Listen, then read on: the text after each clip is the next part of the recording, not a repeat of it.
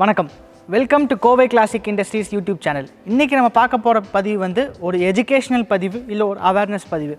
நாங்கள் முன்னாடியே சொன்ன மாதிரி எங்களோட நோக்கம், இந்த யூடியூப் சேனல் ஆரம்பித்ததுக்கான நோக்கம் வந்து நியூ ப்ராடக்ட்ஸை மக்களுக்கு கொண்டு போய் சேர்த்தணும். இது மட்டும் இல்லாமல் எக்ஸிஸ்டிங் ப்ராடக்ட்ஸில் வர சர்வீஸு, வர மெயின்டெனன்ஸு எப்படி அவங்களே ஹேண்டில் பண்ணிக்கிறது.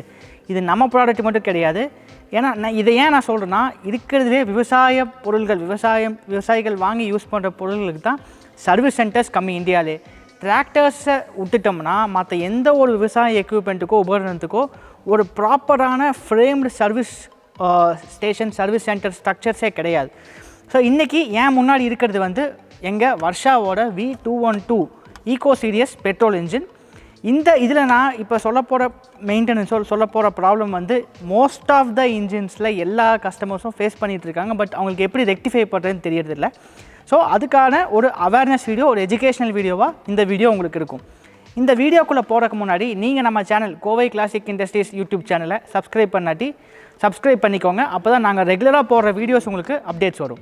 கோவை கிளாசிக் இண்டஸ்ட்ரீஸ் நிறுவனம் வந்து கடந்த 30 வருஷமாக அக்ரிகல்ச்சர் மிஷினரிஸ் மேனுஃபேக்சரிங் ஃபீல்டில் ஒரு முன்னோடியாக இருக்கும். நம்மளோட வைட் ரேஞ்ச் ஆஃப் ப்ராடக்ட்ஸ் வந்து பார்த்துட்டோம்னா தேங்காய் உரிக்கும் இயந்திரம் இருக்குது, யூனிக்கான ப்ராடக்ட், அப்புறம் பவர் வீடர்ஸ் இருக்குது, மில்கிங் மிஷின்ஸ் இருக்குது, சாஃப் கட்டர்ஸ் இருக்குது, dairy processing equipment, coconut processing equipment, inter cultivation, அப்புறம் ஸ்ப்ரேயிங்னு சொல்லிட்டு ஒரு கம்ப்ளீட் ரேஞ்ச் ஆஃப் ப்ராடக்ட்ஸை நம்ம கொடுத்துட்ருக்கோம். ஸோ அதில் இந்த ஒரு செக்மெண்ட்டில் ஒரு பேர் இன்ஜின்ஸும் நம்ம சப்ளை பண்ணுறோம். நம்ம முன்னாடியே சொன்னால் மல்டிபர்பஸ் இன்ஜின். இது அக்ரி பர்பஸ்க்கு யூஸ் பண்ணலாம், கன்ஸ்ட்ரக்ஷன் பர்பஸ்க்கு யூஸ் பண்ணலாம், அதுக்கப்புறம் சாஃப் கட்டர்ஸ், மில்கிங் மிஷின்ஸை டைரி பர்பஸ்க்கு யூஸ் பண்ணலாம். ஸோ அப்புறம் ஸ்ப்ரேயிங் பர்பஸ்க்கு யூஸ் பண்ணலாம், அதுக்கப்புறம் வாட்டர் வாஷிங், ஷெட் கிளீனிங் பர்பஸ்க்கு யூஸ் பண்ணலாம். ஸோ இந்த இன்ஜினை மல்டி பர்பஸ் எங்கே வேணால் யூஸ் பண்ணலாம். ஸோ இந்த இன்ஜினில் என்னென்ன ப்ராப்ளம்ஸ் ஃபேஸ் பண்ணுறாங்க, அதை எப்படி சார்ட் அவுட் பண்ணுறது, இந்த வீடியோக்குள்ளே பார்க்கலாம் வாங்க.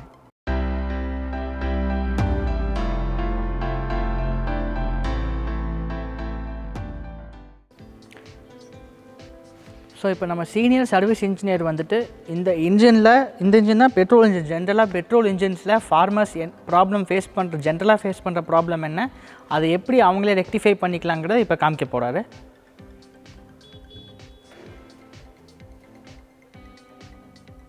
ஸோ எனி பெட்ரோல் இன்ஜின்ஸை நம்ம இது வந்து வர்ஷா இன்ஜினுக்காக மட்டும் கிடையாது, இது வந்து ஒரு அவேர்னஸ் வீடியோ, ஒரு எஜுகேஷன் வீடியோங்கிறதுனால any petrol engine starting complaint வந்துச்சுன்னா நீங்கள் ஃபஸ்ட்டு பண்ண வேண்டியது கார்பரேட்டர் க்ளீன் பண்ண வேண்டியது. ஸோ அதுதான் இப்போ நிறைய பேருக்கு தெரிய மாட்டேங்குது. ஸோ அது எப்படி பண்ணணும், இப்போ வர்ஷா இன்ஜினில் நீங்கள் எப்படி பண்ணணுங்கிறத நாங்கள் காமிக்கிறோம். ஃபஸ்ட்டு இந்த மேலே போர்ஷனை ரிமூவ் பண்ணிவிட்டு அதுக்கப்புறம் பெட்ரோல் இது ஆஃப் பண்ணிடணும். இது ஆஃப் பொசிஷன் அவர் வச்சுருக்காரு, இது ஆஃப் பொசிஷன் வச்சுட்டு நம்ம டீ ஸ்பேனர் யூஸ் பண்ணி அந்த நட்டை நம்ம ரிமூவ் பண்ணுறோம்.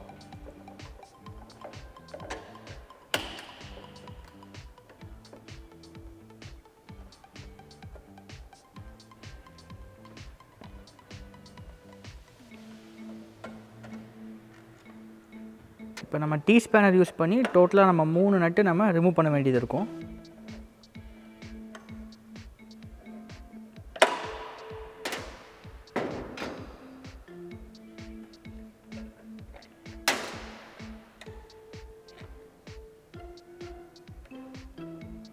ஸோ அப்படியே 3 நட்டு நம்ம ரிமூவ் பண்ணதுக்கப்புறம் அந்த பிளாக் போர்ஷனை நம்ம அப்படியே வெளியே ரிமூவ் பண்ணிடலாம்.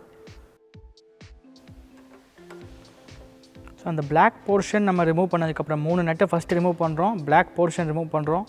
அப்புறம் அந்த ஃபியூவல் நீங்கள் ஆஃப் பண்ணி வச்சிடுறீங்க. முடிச்சுட்டு இப்போ கீழே கழட்டுறதா வந்து ட்ரெயின் நட்டு. ஸோ உள்ள பெட்ரோல் இருந்தால் அந்த பெட்ரோலை ஃபஸ்ட்டு நம்ம ட்ரெயின் பண்ணுறதுக்காக கீழே ட்ரெயின் நட்டு ரிமூவ் பண்ணி கழட்டிடுறோம். இப்போ அவர் கழட்டுறது வந்துட்டு ஃபியூவல் ஹோஸையும் நம்ம ரிமூவ் பண்ணி விட்டுறோம்.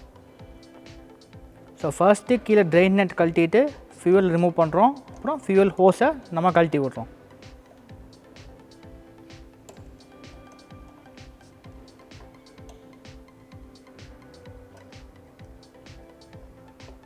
ஸோ ஃபியூவல் ஹோஸை நம்ம ரிமூவ் பண்ணதுக்கப்புறம் உங்களுக்கு மேலே ஸ்ப்ரிங் இருக்கும், 2 ஸ்ப்ரிங் இருக்கும். ஸோ அவர் இப்போ பாயிண்ட் பண்ணியிருக்கிறது தான் வந்து ஸ்ப்ரிங்கு. அந்த ஸ்ப்ரிங்கு வந்துட்டு ரொம்ப லைட்டாக இருக்கும். உங்களுக்கு அந்த ஸ்ப்ரிங் எப்படி இருக்கும், நீங்கள் எப்படி கழட்டுறீங்களோ நீங்கள் அதே மாதிரி தான் மாட்டணும். இதை ரொம்ப கேர்ஃபுல்லாக பார்த்துக்கோங்க.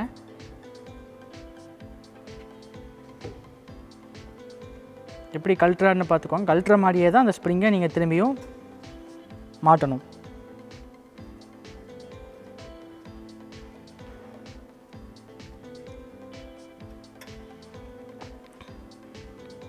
ஸோ அவர் அந்த ஸ்ப்ரிங்கை எப்படி கழட்டுறாரோ அதே மாதிரி தான் திரும்பி மாட்டணும். ஸோ அது ரொம்ப கேர்ஃபுல்லாக பார்த்துக்கோங்க.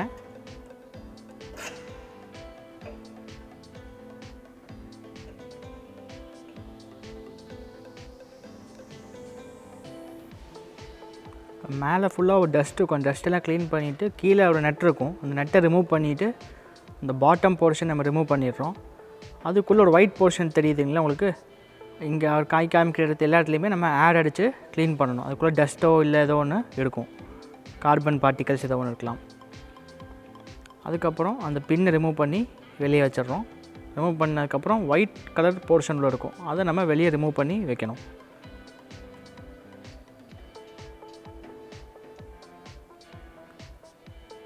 அப்புறம் ஸ்க்ரூ ட்ரைவர் யூஸ் பண்ணி உள்ளே ஒரு இது இருக்கும், ஸ்க்ரூ இருக்கும், அதை நம்ம ரிமூவ் பண்ணுறோம் சென்டரில்.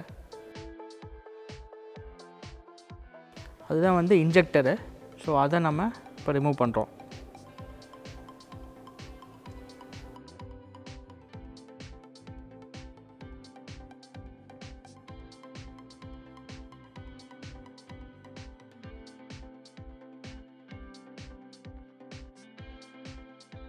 இப்போ அவர் கையில் இருக்கிறது வந்து ஃபியூவல் ஜெட்டு. இந்த ஃபியூவல் ஜெட்டை சின்ன ஒரு காப்பர் வயரோ இல்லை சின்ன வயர் மாதிரி ஏதோ ஒன்று வச்சுட்டு உள்ளே அந்த ஹோல்ஸில் எதாவது பிளாக் ஆகிருக்கும். ஸோ அதை நம்ம க்ளீன் பண்ணோம். அதே மாதிரி ஏர் அடித்தும் க்ளீன் பண்ணிக்கலாம். அடுத்தது இன்ஜெக்டர். இது ரெண்டு தான் வந்து மெயின் காம்பனன்ட், கார்பரேட்டரோட மெயின் காம்பனன்ட்ஸு. இது ரெண்டையுமே வந்துட்டு நம்ம ப்ராப்பராக க்ளீன் பண்ணி போட்டாலே போதும், நம்மளோட ப்ராப்ளம் மேக்ஸிமம் சார்ட் அவுட் ஆகிடும். மேலேயும் ஹோல்ஸ் இருக்கும், நம்ம சைட்லேயும் ஹோல்ஸ் இருக்கும். ஸோ அது எல்லாமே நம்ம ப்ராப்பராக க்ளீன் பண்ணணும். ஸோ இன்ஜெக்டரில் இருக்க எல்லா ஹோல்ஸுமே வந்துட்டு நம்ம ப்ராப்பராக க்ளீன் பண்ணணும். அதுக்குள்ளே எங்கே லாக் ஆகிருந்தாலும் அது ப்ராப்பராக ஒர்க் ஆகாது.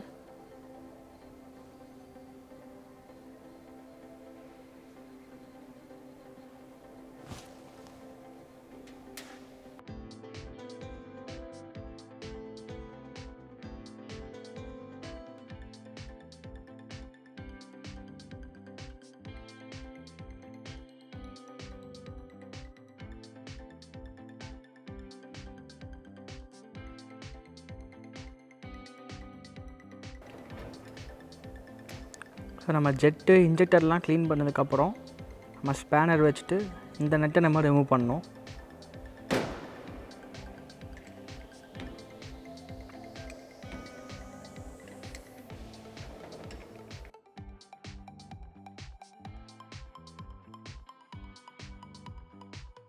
ஸோ இப்போ ரிமூவ் பண்ணுற நெட்டு வந்துட்டு பெட்ரோல் ஆன் ஆஃப் ஸ்விட்ச் இருக்கு இல்லையா, அதோடது. ஸோ அதுக்குள்ளே உங்களுக்கு பிளாக் ஆகிருந்தால் அடைச்சிருந்தாலும் உங்களுக்கு கார்பரேட்டர் ஒர்க் ஆகாது. அதனால் ஸ்டார்டிங் கம்ப்ளைண்ட் வரலாம். ஸோ அதனால் அதை கழட்டிட்டு நம்ம அதையும் முன்னாடி சும்மா சின்ன ஸ்டீல் வயரோ காப்பர் வயரோ வச்சு க்ளீன் பண்ணிவிட்டு ஃபஸ்ட்டு ஒரு ஏர் அடித்து க்ளீன் பண்ணிவிட்டு அதுக்கப்புறம் ஸ்டீலோ காப்பர் வயர் வச்சுட்டு அந்த சைடில் இருக்க ஹோல்ஸு இந்த சைடில் இருக்க இது எல்லாமே க்ளீன் பண்ணணும்.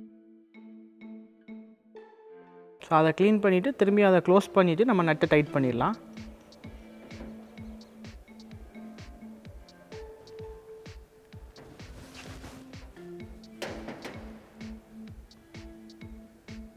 இப்போ கை காமிக்கிற இடம் எல்லாமே வந்து ஃபியூவல் பெட்ரோல் ட்ராவல் பண்ணுற இடம் எல்லாமே மைன்யூட் ஹோல்ஸாக இருக்கும் உங்களுக்கு. அந்த இடத்துல எல்லாத்துலேயுமே வந்து பெட்ரோல் வந்துட்டு நமக்கு அந்த ஆப்ரேஷன்ஸ் அப்போ ட்ராவல் பண்ணும். ஸோ அந்த இடத்துல பிளாக்ஸ் இருந்தால் கண்டிப்பாக கார்பரேட்டர் உங்களுக்கு பிளாக் ஆகிரும், ஸ்டார்டிங் ப்ராப்ளம் வரும். ஸோ அந்த எல்லா இடத்துலையுமே ஜஸ்ட் ஒரு பம்ப் வச்சு நம்ம ஏர் அடிச்சு விட்டோம்னாலே போதும், அதுக்குள்ளே இருக்க டஸ்ட்டு எல்லாமே நமக்கு வெளியே வந்துடும். டஸ்ட்டோ இல்லை கார்பன் பார்ட்டிகல்ஸோ எது இருந்தாலும் அது அதுலேருந்து நமக்கு வெளியே வந்துடும். ஸோ எல்லாமே நம்ம க்ளீன் பண்ணி முடிச்சதுக்கப்புறம் நம்ம கழட்டின மாதிரியே அதை வந்து நம்ம திரும்பியும் அசம்பிள் பண்ணால் முடிஞ்சுது. ஸோ ஒவ்வொரு பை பார்ட்டை நம்ம எப்படி கழட்டினமோ அதே ஆர்டரில் நம்ம திரும்பியும் அதை அசம்பிள் பண்ணணும்.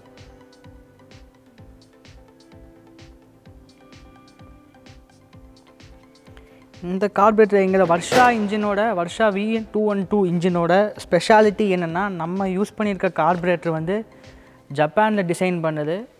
இன்பான்னு சொல்லிட்டு ஒரு பிராண்ட் யூஸ் பண்ணுறோம். அது வந்து Japan carburettor, Japan designed carburettor. But most of the weeders 99% of the weeders தமிழ்நாட்டில் ஆகட்டும் இந்தியாவில் இருக்கிற வீடர்ஸ் ஆகட்டும் சைனீஸ் கார்பரேட்டர்ஸ் தான் யூஸ் பண்ணுவாங்க. பட் நம்ம வந்து ஜாப்பனீஸ் கார்பரேட்டர் நம்ம யூஸ் பண்ணுறோம். ஸோ அதனால தான் குவாலிட்டி வைஸ்லேயும் சரி நம்மளோட இதுலேயும் பர்ஃபார்மன்ஸ்லேயும் சரி வர்ஷாவோட பவர் வீடர்ஸோ இல்லை வர்ஷாவோட இன்ஜின்ஸோ இன்றைக்கி ஹைலி நீங்கள் எந்த ஒரு பிராண்டு கூட வேணால் நம்மளை கம்பேர் பண்ணலாம். அந்த பிராண்ட் ஒரு மல்டிநேஷ்னல் கம்பெனியோட பிராண்டோட இன்ஜின்ஸை விட நம்ம high quality engines at low price நம்ம கொடுத்துட்ருக்கோம்.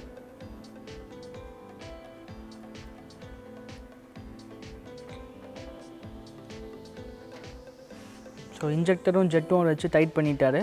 இப்போ அந்த ஒயிட் போர்ஷனை வச்சு க்ளோஸ் பண்ணுறாரு. அப்புறம் அந்த பின்னு போடணும்.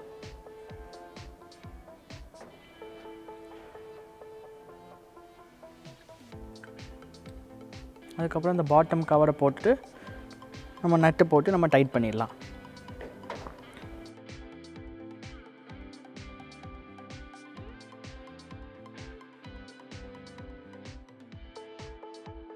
அதுக்குள்ளே வந்துட்டு கை காமிக்கிற வந்து ஒரு பிளாக் கலர் வாஷர் இருக்குது. ஸோ அந்த வாஷர் நம்ம மிஸ் பண்ணிடக்கூடாது. மாற்றப்போ ஏதாவது கழிஞ்ச கீழே விழுந்துருந்தால் மிஸ் பண்ணிடக்கூடாது. அது நல்லா நோட்டீஸ் பண்ணிவிட்டு அந்த வாஷர் போட்டதுக்கப்புறம் இந்த பாட்டம் கவரை போட்டு அதுக்கப்புறம் நம்ம நட்டை வச்சு நம்ம டைட் பண்ணிடுறோம்.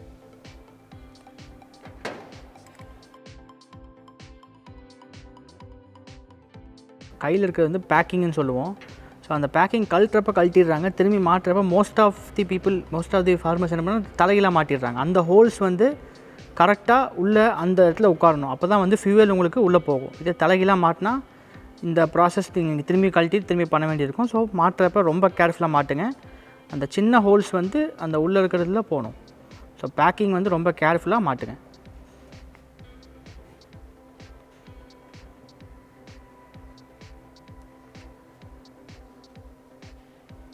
ஸோ பேக்கிங் மாட்டினதுக்கப்புறம் நம்ம அசம்பிள் பண்ண கார்பரேட்டரை நீங்கள் அப்படியே மாட்டிடலாம். மாட்டிட்டு அந்த ஸ்ப்ரிங்கு நான் முன்னாடி சொன்னல அந்த ஸ்ப்ரிங்கை எப்படி கழட்டினீங்களோ அதே பொசிஷனில் நீங்கள் மாட்டணும். ஸோ இப்போ அந்த ஸ்ப்ரிங்கை நம்ம எப்படி கழட்டினமோ அதே பொசிஷனில் வச்சு அந்த ஸ்ப்ரிங்கை நம்ம மாட்டணும். அந்த ஸ்ப்ரிங் ரொம்ப மைன்யூட்டாக இருக்கும். அதை மாட்டுறப்போ ரொம்ப கேர்ஃபுல்லாக அதை மாட்டணும்.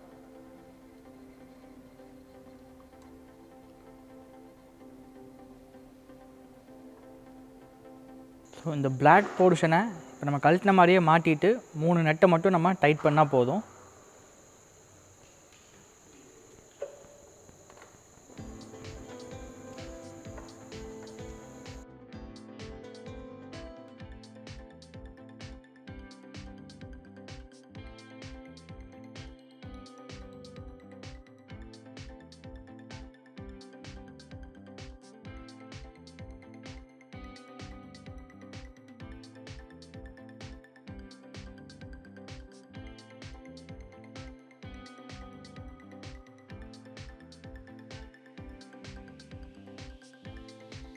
இந்த பிளாக் போர்ஷன் நம்ம நட்டு டைட் வச்சதுக்கப்புறம் மேலே டாப் போர்ஷனை மாட்டி நம்ம டாப் அப்படியே டைட் வச்சா போதும்.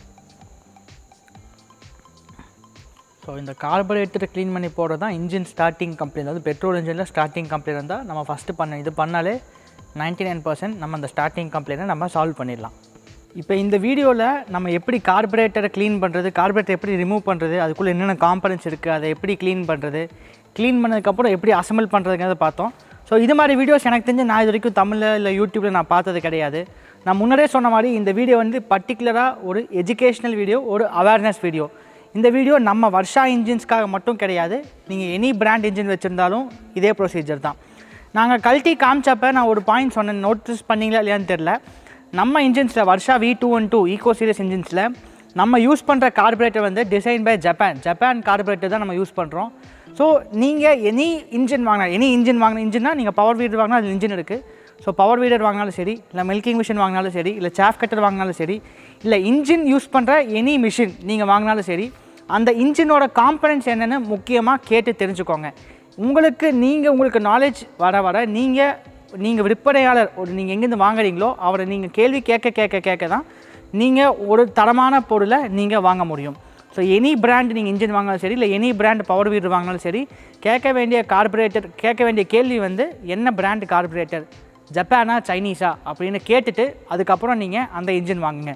நம்ம வர்ஷா V212 இன்ஜினில் யூஸ் பண்ணது வந்து ஜப்பான் கார்பரேட்டர், இன்பாங்கிற பிராண்ட் கார்பரேட்டர் தான் நம்ம யூஸ் பண்ணியிருக்கோம்.